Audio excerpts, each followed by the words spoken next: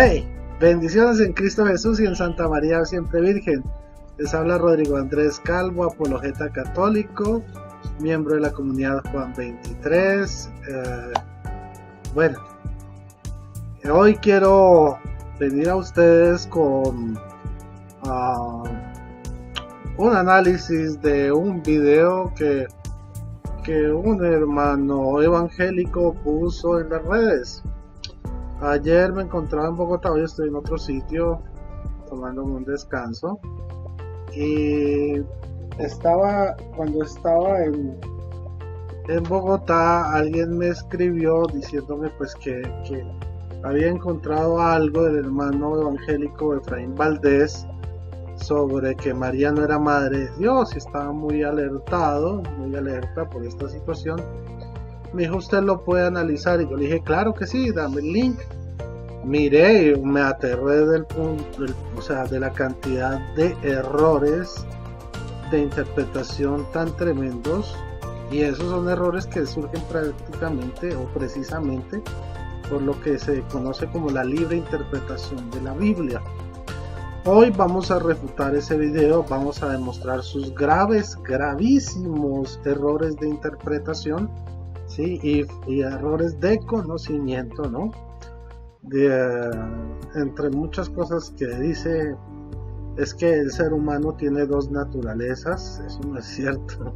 Solo existe una naturaleza, la humana, que está compuesta de tres elementos. Bueno, eso ya lo vamos a ver, pero vamos a ver los errores tan garrafales que él comete, incluso a la luz de la Biblia, por su misma, digamos, falta de preparación de estos hermanos evangélicos protestantes. Entonces vamos a dar inicio a escuchar el audio.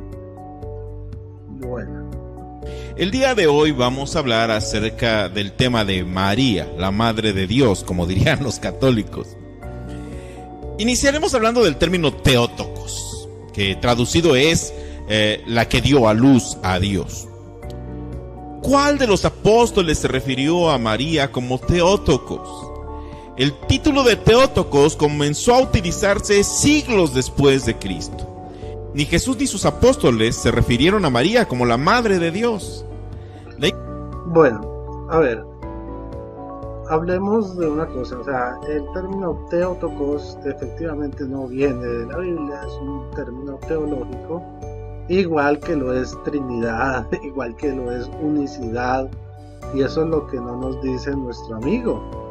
O sea, él mismo habla de la Trinidad, es trinitario, pero la Biblia no habla de Trinidad.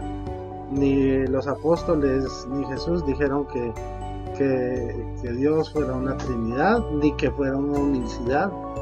No lo dijeron, son términos teológicos. Ahí vamos descachándonos ya desde el comienzo. En segundo lugar, bueno, dice que ni Jesús ni los apóstoles se refirieron a María como Madre de Dios. Eso sí lo vamos a refutar, vamos a hacerlo más adelante. Dejemos que la sorpresilla se vaya desenvolviendo. No desenvolvamos todo el paquete de regalos. Vamos por partes.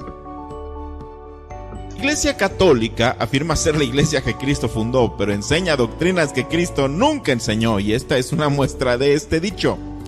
Este término de Theotokos queda refutado al no haber forma de remontar esta doctrina, este título, hasta Jesús y sus apóstoles. Este título es un título espúreo que surge siglos después de Cristo y que fue repetido por muchos siglos después de Cristo, pero eso no lo convierte en doctrina de Jesús y sus apóstoles. Ahora, el punto número 2 sería hablar de la naturaleza humana de Jesucristo. La palabra de Dios dice que nosotros mismos somos seres que poseemos una naturaleza humana y una naturaleza espiritual. Esto lo podemos comprobar en 1 Tesalonicenses 5:23. Muy bien, antes de ir a 1 Tesalonicenses 5:23, yo quiero contarles, bueno, 1 Tesalonicenses 5:23, que los judíos no conciben al ser humano y los cristianos como una dualidad. Eso es un error que ya comete aquí nuestro amigo, sino como una unidad. por eso también el judaísmo y el cristianismo creemos que Dios es uno, ¿ya? Y el ser humano fue hecho a su imagen y semejanza, o sea, es uno. Nosotros los seres humanos no tenemos dos naturalezas. Nuestra única naturaleza es la naturaleza humana, que está compuesta de dos elementos, ¿okay? El cuerpo, la Biblia lo llama la carne, ¿sí? Y el espíritu, que es la parte trascendente. Pero la naturaleza nuestra es solo una, la humana. No tenemos dos naturalezas. Aquí ya vemos que él comienza a malinterpretar la Biblia y comienza a malinterpretar, y pues que no sabe de metafísica, nunca leyó la metafísica de Aristóteles, nunca leyó los padres de la iglesia, y por eso empieza a tratar de inventar su propia metafísica para explicarles. Y ahora se lo vamos a demostrar con la cita que él mismo da. Primera Tesalonicenses 5:23. Vamos aquí a hacer un cambio a la escena, por favor. Ok, él dice que son dos, ¿no? Que estamos divididos en dos naturalezas. Vamos a mirar la cita, a ver si dice que hay dos naturalezas, una espiritual y otra carnal o humana.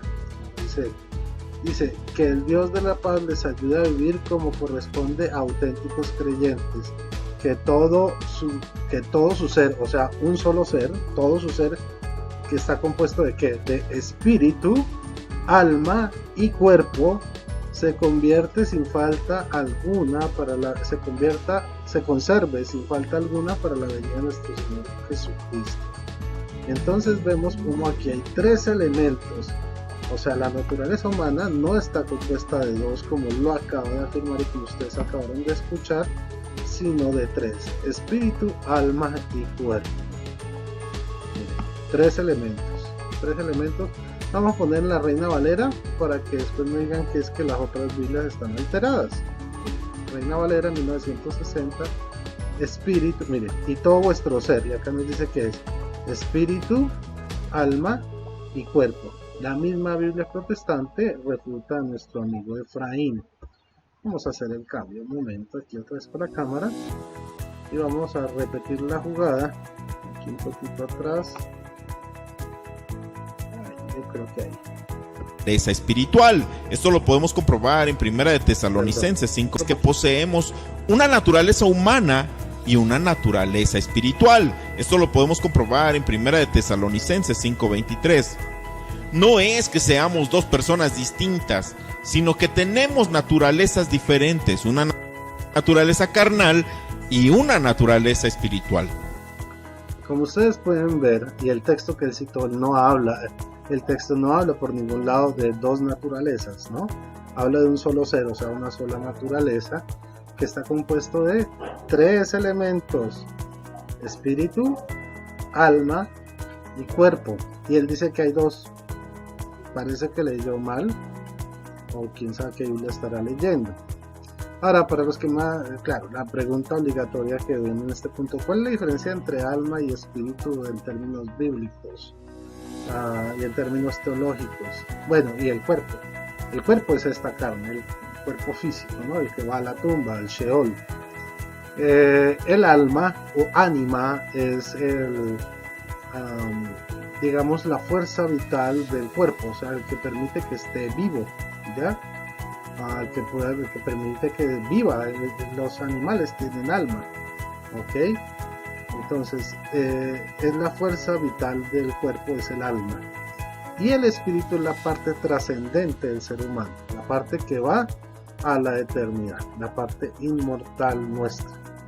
Esos son los tres elementos del ser humano, no son dos como él dice, son tres, y como ustedes pudieron observar, la cita bíblica no me deja mentir. Pues vemos como nuestro amigo sigue cayendo en más y más errores que ya comienzan a rayar en herejías antibíblicas, porque está dando citas pero que no corresponden a lo que él está diciendo, sino que dicen cosas totalmente distintas. Prosigamos con el audio. Tenemos una naturaleza carnal, una naturaleza humana que se cansa, que tiene hambre, que enferma, que envejece y que muere. Pero tenemos una naturaleza espiritual que es libre de todas las necesidades corporales. Nuestro espíritu no necesita comer una manzana, nuestro espíritu no necesita vestirse con ropas de algodón. La naturaleza divina es una naturaleza eterna, una naturaleza que no tiene principio ni fin, no tiene fecha de nacimiento y por tanto no tiene una madre carnal. La Biblia se refiere a Jesús como Jesucristo hombre en 1 Corintios 15. Aquí pongamos mucha atención. Habla de Jesucristo hombre y nos va a citar 1 Corintios 15 del 21 al 22, pero creo que no va a leer la siguiente cita, la de la siguiente versículo. Entonces, vamos a leer, vamos a escuchar, pongan atención. Dice del 21 al 22. Si ven, no va a leer el 23, pongan atención porque ahí está el truco. Se los voy a poner en pantalla. Permítanme. 1 Corintios, capítulo 15, versos del 21 al 23, para que ustedes mismos se den cuenta y abren los ojos. Voy a subrayar, ya se los pongo en pantalla, denme un segundito.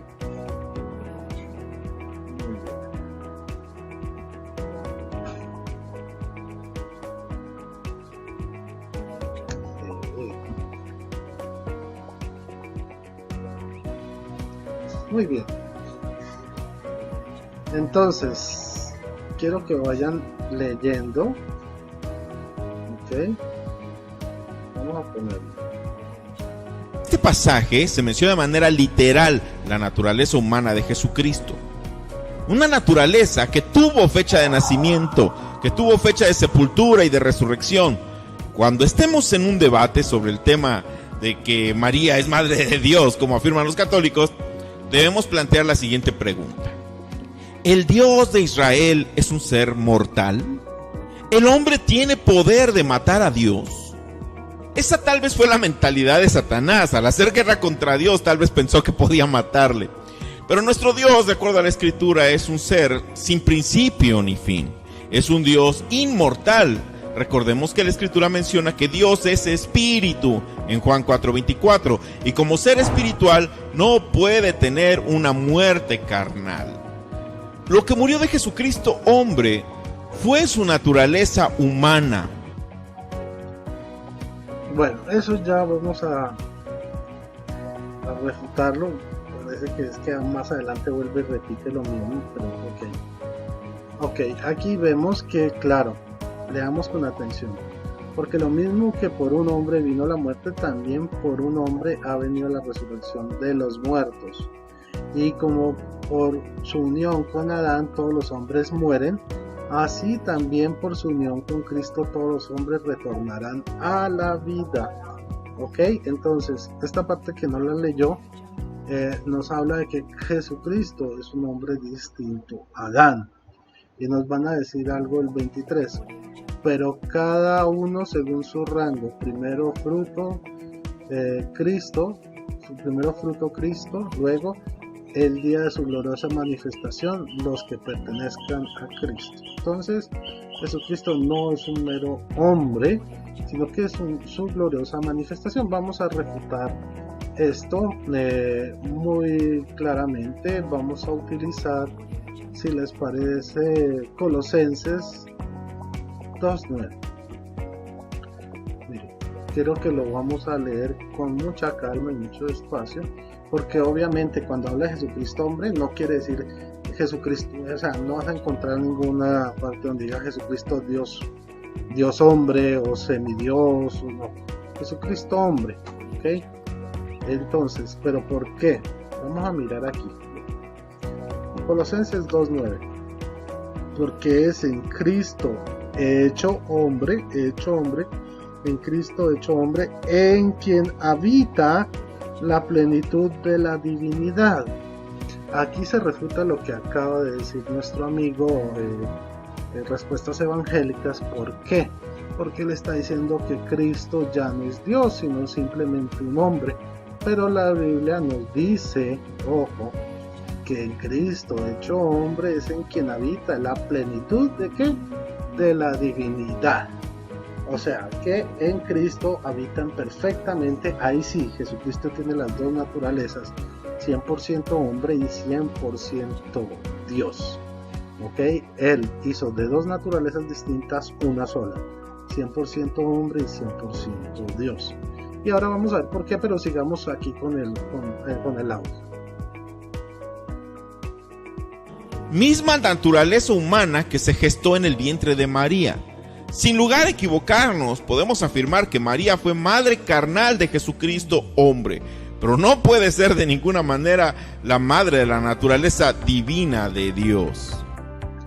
Ojo, está diciendo que María fue madre de la naturaleza carnal de Jesucristo, pero no de la naturaleza divina. ¿Qué está diciendo ahí? Una, que existen dos Jesuses, que ya él ahorita dice que no, que él cree que no hay dos Jesuses. O dos, que es peor aún, que Jesús es un ser divisible, o sea, que es como los semidioses de la antigüedad, o sea, 50% hombre, 50% Dios, o bueno, pueden cambiar los porcentajes, pero que tiene una parte de Dios y una parte de hombre en su mismo ser. Y entonces vamos a ver cuál es el grave error acá. O sea, la concepción de nosotros, los verdaderos cristianos de la iglesia fundada por Cristo, es que Jesucristo es verdadero Dios y es verdadero hombre. A eso le llamamos la unión hipostática, ¿okay? Es perfectamente Dios y perfectamente hombre, y así nos lo enseña Colosenses 2:9. Pero ustedes van a escuchar que él no menciona esa cita, porque ellos creen que Jesucristo es simplemente, cuando vino aquí a la tierra, dejó de ser Dios y era un simple hombre. ¿Ok? Miren otra vez Colosenses 2:9, porque es en Cristo hecho hombre en quien habita la plenitud de la divinidad. No lo digo yo, no es invento de la Iglesia Católica. La unión hipostática aparece en Colosenses 2. Muy bien, sigamos con el asunto. Bueno, en este término entonces no podemos decir que Jesucristo, que María es madre de la mitad de Cristo, que es la parte humana, pero que no es madre de la mitad divina, ¿ya? Porque es uno solo, es un solo Dios. No podemos.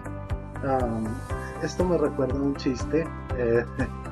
Digamos que hace mucho tiempo en la universidad, en las universidades, pues yo estudié en la universidad pública, la Universidad Nacional de Colombia, que es la mejor del país,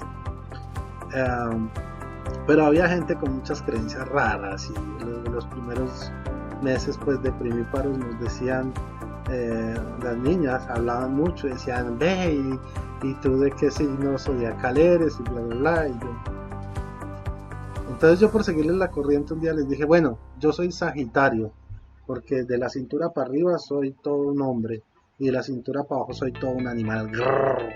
Y se reían.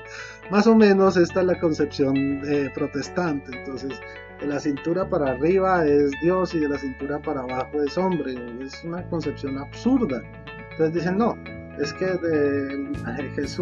María es madre de Jesús de la cintura para abajo, o sea, de la parte humana, pero de la cintura para arriba no. Es uno solo, Jesucristo es uno solo, es indivisible. Dice, ¿cómo me dicen que los puedo comprobar? Pues cuando Jesús ascendió después de su resurrección, no ascendió como un fantasma, porque, bueno, efectivamente, Dios es espíritu, como lo dirá Efraín más adelante, pero eso no quiere decir que Jesucristo no tenga en sí mismo las dos naturalezas de forma indivisible. Cuando Jesucristo resucitó y ascendió al cielo, no subió como un fantasma, ¿no? Pues, no, eso no lo enseña la Biblia, sino que ascendió en cuerpo, ¿sí? En cuerpo, alma, espíritu y divinidad, o sea, completamente uno. No, pues es que a esa interpretación de que Jesucristo solo como un espíritu, pues solo le faltarían los cazafantasmas ahí. Absurdo, ¿no? Absurdo. Entonces, de esa forma comprobamos que Jesucristo es uno solo, en cuerpo y en espíritu inmortal es uno solo, ¿okay? Uno, porque ascendió a los cielos en cuerpo, y espíritu, ¿vale? Bueno, sigamos escuchando. Leamos lo que dice la Escritura en Filipenses 2, en la Biblia latinoamericana. En el versículo, vamos a leer los versículos 5 en adelante, y dice: tengan unos con otros las mismas disposiciones que estuvieron en Cristo Jesús. Él, siendo en condición divina, no se apegó a su igualdad con Dios, sino que se redujo a nada. Esto quiere decir como un cambio, una reducción. Versículo 7 dice: tomando la condición de servidor, y se hizo semejante a los hombres, y encontrándose en la condición humana. Este versículo 7 nos dice que Cristo se encontraba en la condición humana. Él no hizo trampa. Él no vino como un superhombre. Él vino como un hombre. Él tomó condición humana. Versículo 8 dice: se rebajó a sí mismo, haciéndose obediente hasta la muerte, y muerte en la cruz. Esta condición humana fue la que murió en la cruz, y esta condición humana fue la que María tuvo en su vientre. Ojo, ojo, él dice que lo que murió de Jesucristo fue la condición humana, no la condición divina. Ok, y efectivamente nos habla de Filipenses capítulo 2, pero lo saca de su contexto. Dice Filipenses 2, 5 al 8: tengan pues los sentimientos que corresponden a quienes están unidos a Cristo Jesús, el cual, siendo de condición divina, no consideró codiciable el ser igual a Dios. Al contrario, se despojó de su naturaleza, tomó la condición de esclavo, ¿sí?, y se hizo semejante a los hombres, y en su condición de hombre se humilló a sí mismo, haciéndose obediente hasta la muerte, una muerte de cruz. ¿Okay? Entonces, ¿qué fue de la que se despojó? De su condición divina, no de su divinidad. ¿Cuál es la diferencia de esto? Vamos a entenderlo ahora. Jesús, como hombre, tenía hambre, tenía sueño, iba al baño, ¿sí?, necesitaba ponerse ropa, pero como Dios hacía milagros, multiplicaba los panes y los peces, caminaba sobre el agua, sanaba paralíticos, enfermos, liberaba endemoniados, ¿sí? Entonces por eso ya vamos destruyendo esta teoría de que Jesucristo era un simple hombre.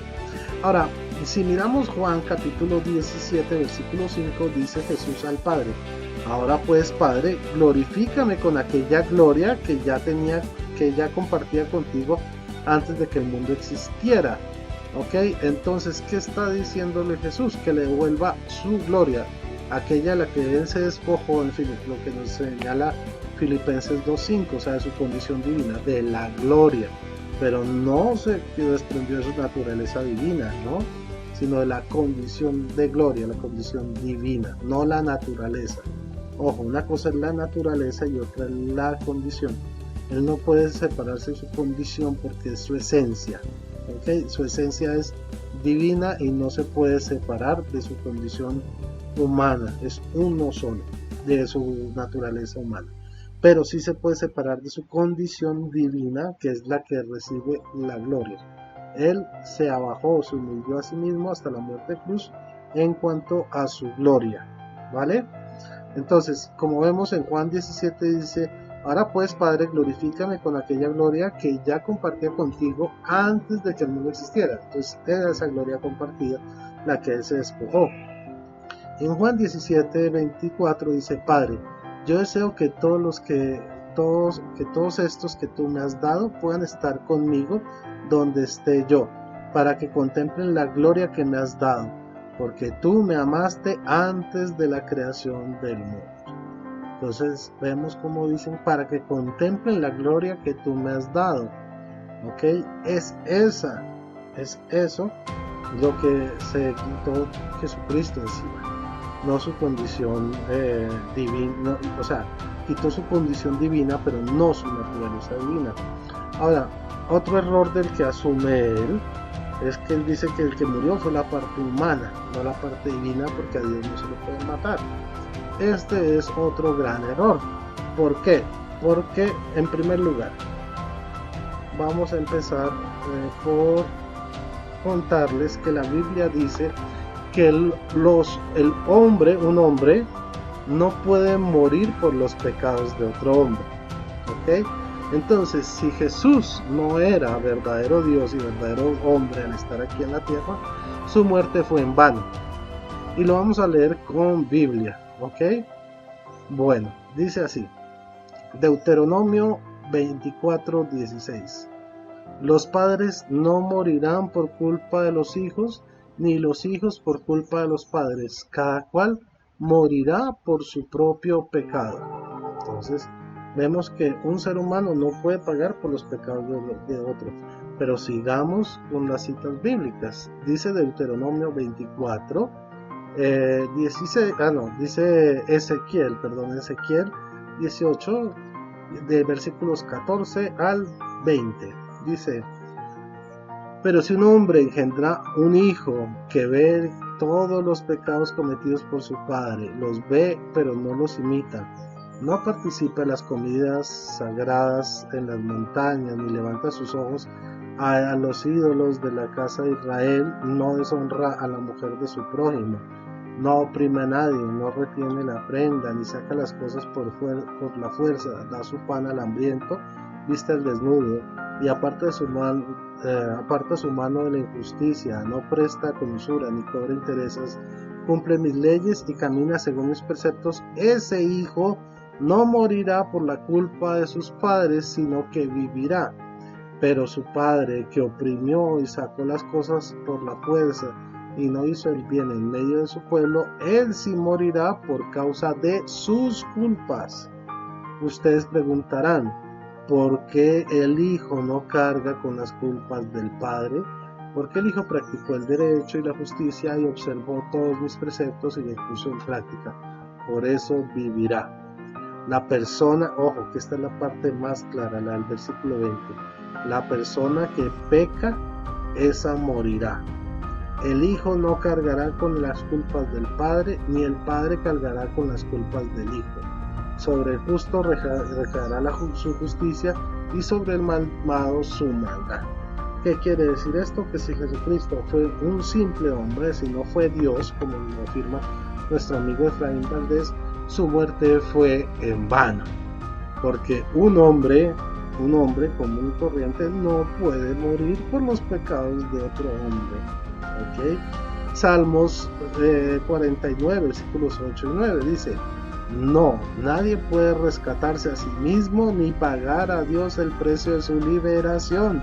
El precio de su rescate es demasiado caro y todos desaparecerán para siempre. Palabra de Dios. Te alabamos, Señor.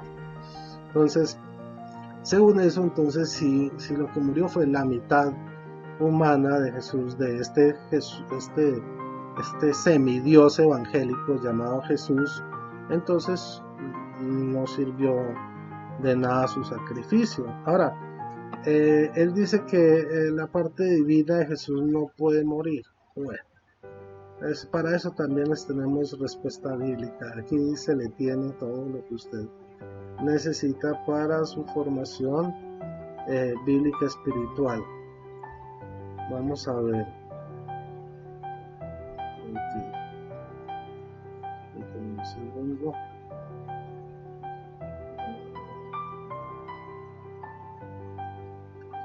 Cita, tacho.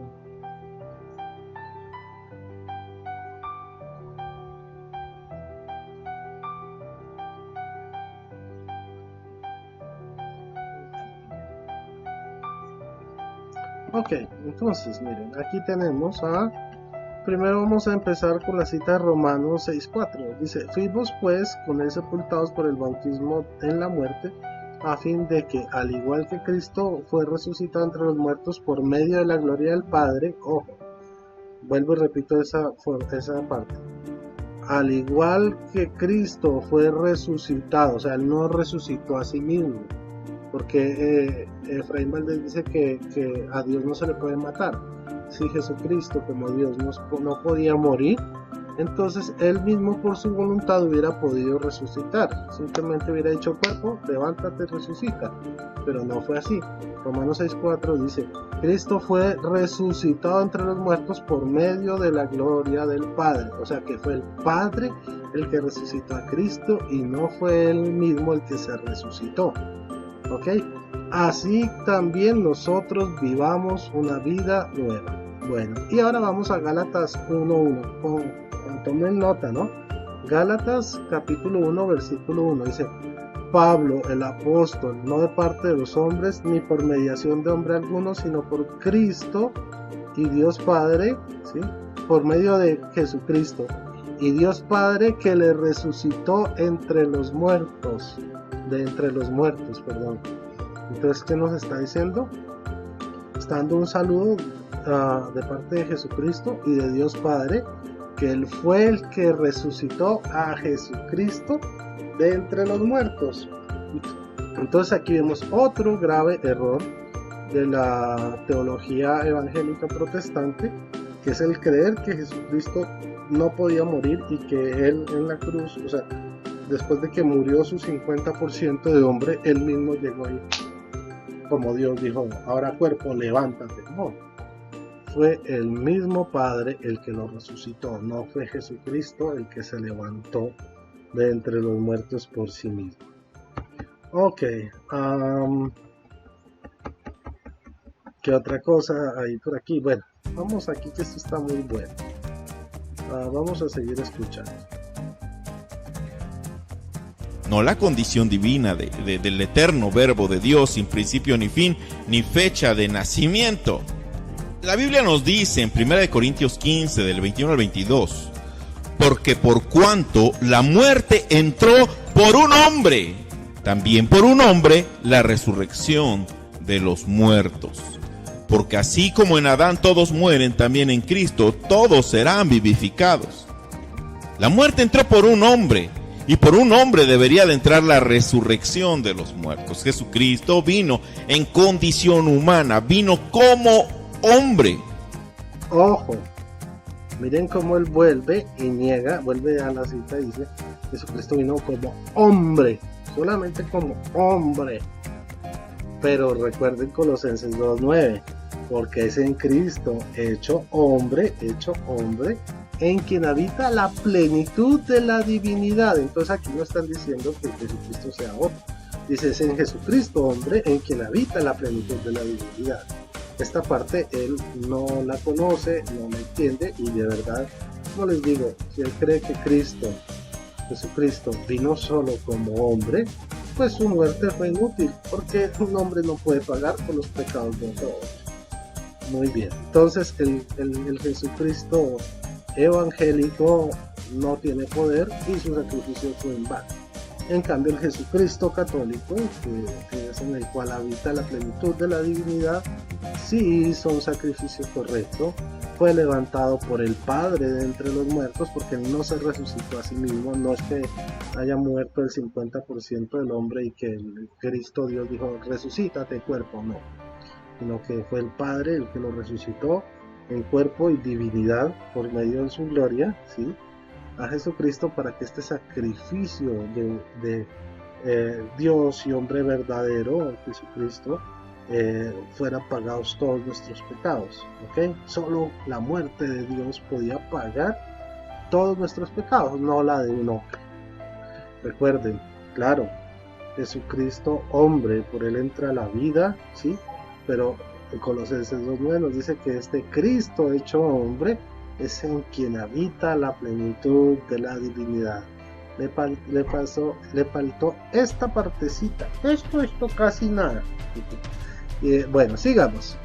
Y esto es lo que debemos dejar en claro: no es que Cristo sean dos personas diferentes, simplemente que tenía una condición humana y una condición espiritual, tal como nosotros tenemos una condición espiritual. Claro. Ojo. Ahora, confunde las condiciones con las naturalezas. ¿Ok? Ay, Dios mío, qué horror. Bueno, nosotros tenemos una sola naturaleza, la humana, como ya les dije, ¿no? Que está compuesta de espíritu, alma y cuerpo. Él dijo que eran dos, pero en la cita que dio decían tres claramente. Bueno, Jesucristo tiene dos condiciones, dos naturalezas, la humana y la divina. Nosotros no tenemos naturaleza divina, ojo, y no existe naturaleza espiritual, existe condición espiritual. ¿Ok? Entonces, digamos que nosotros podemos estar en un plano espiritual, tenemos espíritu, alma y cuerpo, pero no tenemos condición divina, y aquí comete un error diciendo que nosotros tenemos una condición igual a la de Jesucristo. No, él es 100% Dios y 100% hombre, o sea, en que somos 100% hombres estamos en la misma condición.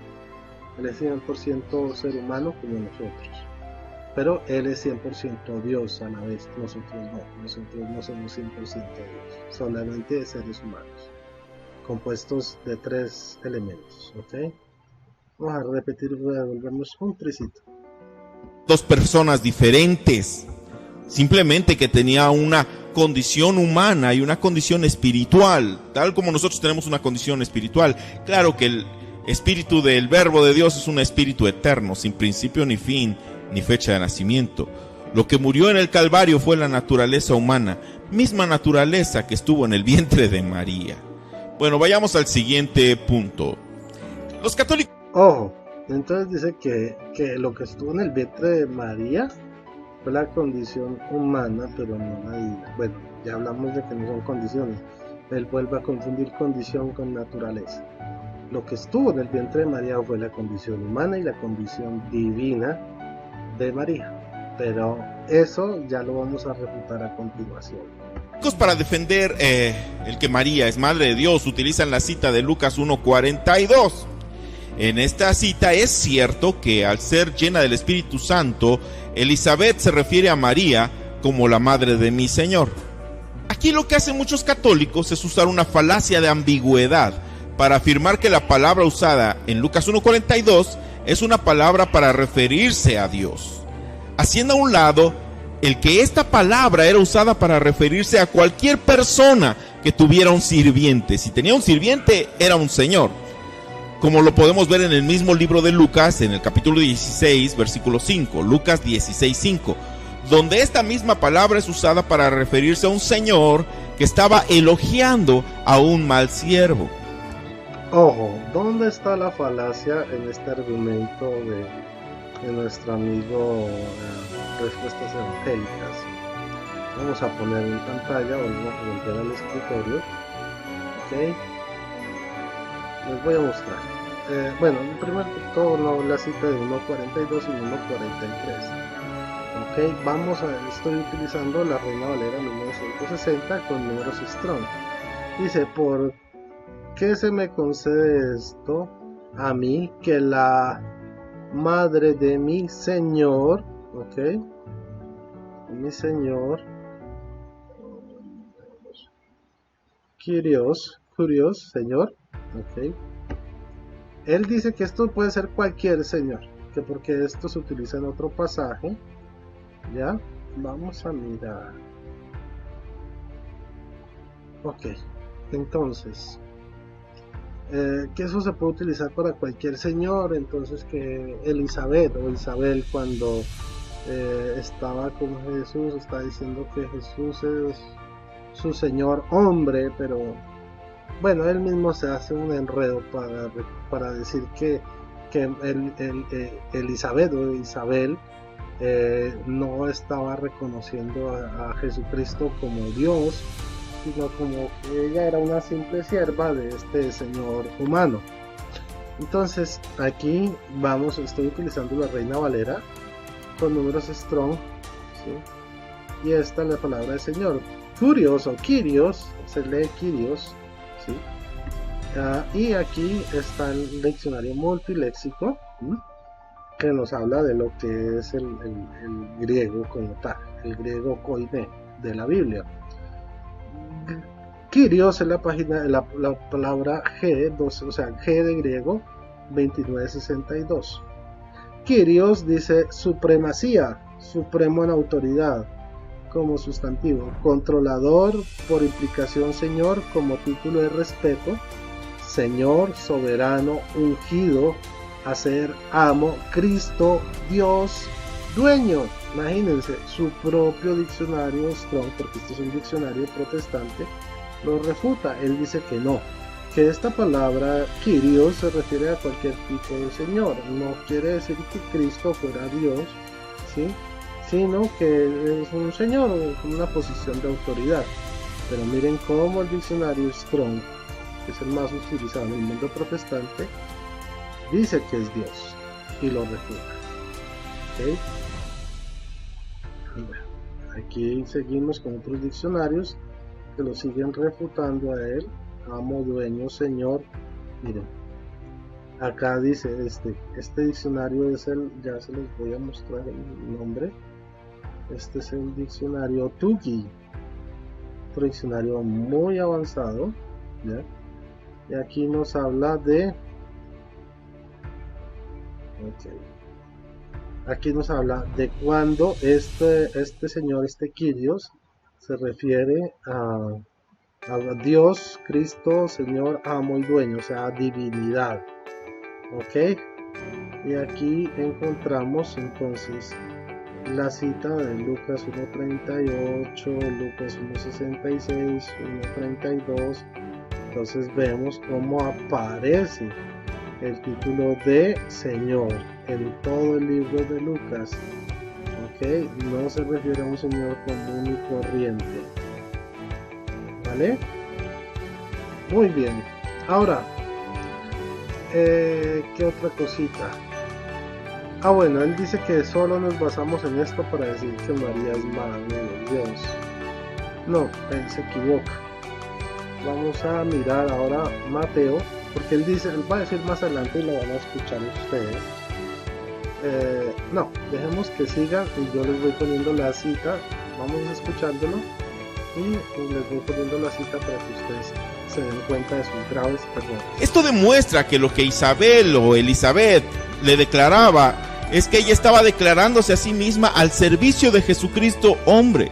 Muchos católicos, al ver que esta palabra de Señor usada en Lucas 1.42 era usada también para referirse a cualquier señor que tuviera siervos, entonces afirman que la gran diferencia entre estas dos palabras es que la palabra usada en Lucas 1.42 empieza con mayúsculas, sin detenerse a pensar que en los escritos griegos todas las letras eran mayúsculas.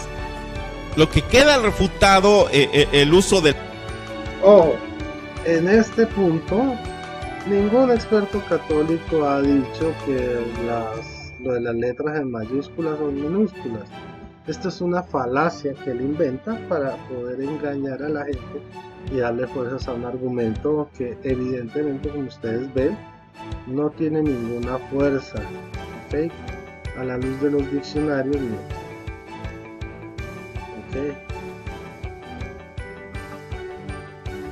Aquí ven todas las definiciones de los diccionarios bíblicos y ninguno lo apoya a él.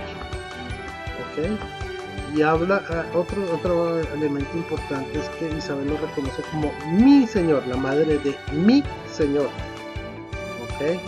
Y no está hablando de Jesucristo hombre, porque en ese momento, pongan atención, un momento aquí. Cuando Isabel dice, ¿quién soy yo para que la madre de mi Señor me visite? ¿Qué pasa? Jesús no había nacido. Entonces todavía no se le puede llamar Jesucristo hombre, porque todavía María no lo había dado a luz. Entonces, cuando Isabel le dice, la madre de mi Señor, estaba en la barriguita de María, no estaba por fuera. ¿Ok? Entonces ya desde este punto de vista seguimos refutando estas doctrinas tan raras que tienen los amigos evangélicos. Volvamos otra vez entonces a escuchar la mayúscula para hacer diferencia en el uso de la palabra usada en Lucas 1.42 y Lucas 16.5. Es que una tiene mayúscula y la otra no. En el griego original todas las letras eran mayúsculas. Aun cuando Jesús tuvo la oportunidad de implementar la devoción mariana en la iglesia, nunca lo vemos haciendo tal cosa. Tampoco los discípulos dedicaron mayor atención a escribir acerca de María, Y la misma María nos dice que ella solamente fue una esclava del Señor. Ojo, entonces él asegura que los discípulos de Jesucristo no hablaron de María como Madre de Dios. Pero bueno, esto ya lo vamos a refutar. Les cuento que el apóstol Mateo era uno de los apóstoles de Jesucristo, era a la vez uno de los 4 evangelistas que encontramos en la Biblia. Vamos a ir al versículo 23, a ver qué nos enseña el apóstol Mateo sobre la Virgen María en el versículo 33. Vamos a empezar desde el 20, ¿ok? Dice, después de tomar esta decisión, el ángel del Señor se le apareció en sueños y le dijo: José, hijo de David, no temas aceptar a María como tu esposa, pues el hijo que espera viene el Espíritu Santo. Dará a luz un hijo y le pondrás por nombre Jesús, porque él salvará a su pueblo de los pecados. Ok, entonces este Jesús significa que salvará al pueblo de sus pecados. Todo esto sucedió para que se cumpliera lo que había anunciado el Señor por el profeta. Ojo, la Virgen, o sea María, la Virgen concebirá y dará a luz un hijo, uno solo. O sea que la Virgen dará a luz un hijo. ¿Quién es el hijo de la Virgen? A quien pondrán por nombre Emanuel. El hijo de la Virgen se llama Emanuel, que significa Dios con nosotros. Miren qué hermosa revelación. La Virgen es la madre de Emanuel. María es la madre de Dios con nosotros, de Emanuel. Lo dice el apóstol y evangelista Mateo. Además, como él también lo mencionó, ya también Lucas lo dijo. Entonces aquí ven cómo se van cayendo mentira tras mentira, no queriendo decir que él sea mentiroso, pero sí está engañado por el espíritu de la mentira, porque vemos recurrentemente sus graves errores. Sigamos adelante. Pero nunca nos enseñan que María fuera madre del eterno Dios. Eso sería absurdo. Aun cuando la Biblia se refiere al Mesías como el hijo de David, Jesús dejó muy en claro que no por eso debían considerar que David era el padre del Mesías, de Jesús. Esto lo dice el mismo Cristo en Mateo 22. Vamos a mirar esa cita, la de Mateo 22, a ver si Cristo dijo que no. Pongan mucha atención. Y ahora les voy a explicar, porque Mateo, siendo evangelista, no se va a contradecir. ¿Ok? Denme un segundo, vamos a buscar la cita. Ok, es esta.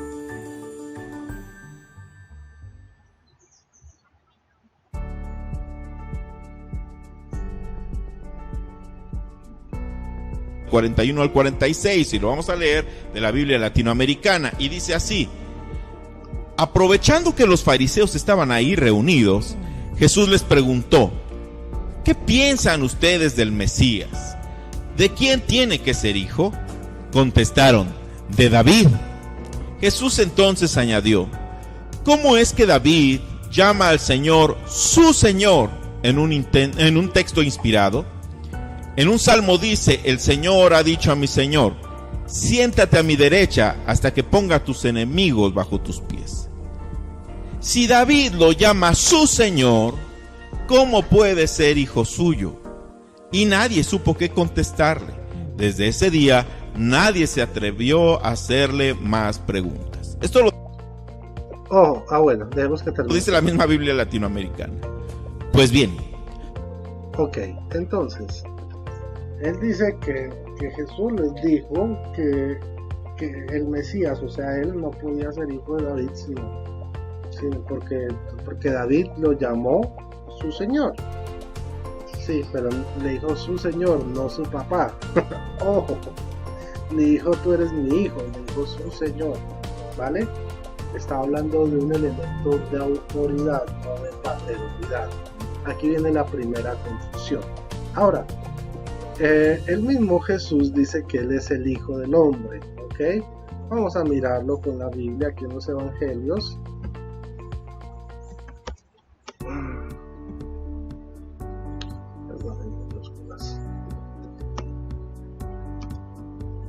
Porque si la interpretación que hace Efraín Valdés es correcta, entonces Jesús nunca dijo que Él era el Hijo del Hombre.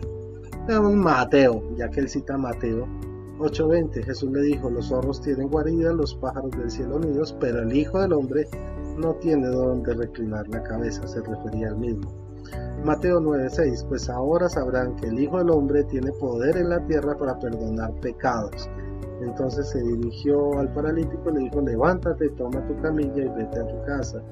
Mateo 10:23, Mateo 11:19, Mateo 12:8, Mateo 12:32, Mateo 12:40, Mateo 12:37, Mateo 13:41, bla, bla, 17, 19, 20. Bien, de la misma manera que el Hijo del Hombre no ha venido a ser servido, sino a servir y a dar su vida en rescate por todos. ¿Ok? Y así, Jesucristo se hace llamar el Hijo del Hombre. Entonces vemos cómo Efraín Valdés parte de una falacia y lo que estaba haciendo era poniendo en jaque el conocimiento de los fariseos, pero no estaba negando nunca que Jesucristo no fuera Hijo del Hombre y fuera Hijo de Dios. Y es más, vamos a comprobarlo, porque él dice que no. Que Mateo, el evangelista, dice que nos aclara que Jesús no es hijo de David. Okay. Vamos a Mateo 1:1. Dice: genealogía de Jesús, Mesías, hijo de David, hijo de Abraham. Entonces, ¿cómo creen ustedes que en Mateo 22 supuestamente Jesús les está diciendo a los fariseos que no es hijo de David? Y Mateo, el mismo Mateo, nos dice de entradita en su evangelio que en su genealogía de Jesús, Él es hijo de David e hijo de Abraham. No quiere decir que, bueno, esto las genealogías, ¿a qué se refería entonces lo que decía el versículo 22? Que Dios obró una maravilla tal, ¿sí?, que el Hijo de Dios a su vez es Hijo del Hombre, sin ser mitad hombre, mitad Dios, sino perfectamente Dios y perfectamente hombre. Por eso los fariseos ni los evangélicos protestantes pueden responder este asunto, por su gran confusión en las escrituras, ¿vale? Podemos plantear exactamente lo mismo que dijo Jesucristo. Si María, refiriéndose a Dios, lo llama Señor, ¿cómo puede ser hijo suyo? Claro que si los católicos fueran más entendidos que los fariseos, con este versículo bastaría para que se quedaran callados. Ojo. Entonces dice, si María llama a Jesús su Señor, ¿cómo es que va a ser la mamá? Una cosa es ser Señor y otra cosa es ser papá. Ahí está entendiendo, o sea, porque entonces si fuera como Efraín dice, entonces digamos que Jesús no sería hijo de María, sino que Jesús sería el papá de María, porque es su Señor, según esa misma lógica. ¿Se imaginan lo absurdo? Y en ninguna parte de la Biblia dice que Jesús es nuestro Padre, y menos que Jesús engendró a María. Miren lo absurdo que llega a ser la lógica protestante. Decir que porque María lo llamó, e incluso Isabel lo llamaron a él Jesús, quiere decir que no podía ser la mamá. Entonces, según esa lógica, esa misma lógica, como lo llamaron Señor, Jesús era el papá de María y de Isabel. ¿Acaso, por ejemplo, en un reinado la reina madre, ¿sí?, en el Antiguo Testamento la reina madre llamaba al rey, que era su hijo, lo llamaba Señor, y era su hijo, pero lo llamaba Señor? La madre del rey David lo llamaba Señor a él, y eso no quería decir que entonces David fuera el papá de su mamá. Hermanitos, bueno, vamos a ver si hay algo más para refutar, pero creo que esto les ha quedado bastante claro. Pero de algo podemos estar seguros: los fariseos fueron más entendidos que la mayoría de los católicos. Espero que este breve estudio haya sido de bendición para sus vidas. Si fue así, pues dejen sus comentarios. Y si no lo fue, si ustedes se molestan, de todas maneras dejen sus comentarios y ya les daremos respuesta. Dios. Bueno, hermanitos, hasta aquí este video. Como ustedes vieron, parte por parte, completamente desmenuzado y despedazado. Este video lleno de errores, horrores, de principio a fin. Y esto pasa, hermanos, porque estos hermanitos se dejaron llevar por el espíritu del error. Pero el Espíritu de Dios ha venido para enseñarnos la verdad y darnos la libertad. Aquí tienen este video, compártanlo. Espero que les haya sido de bendición. Que el Señor y nuestra Santísima siempre Virgen María nos bendiga. Bye bye.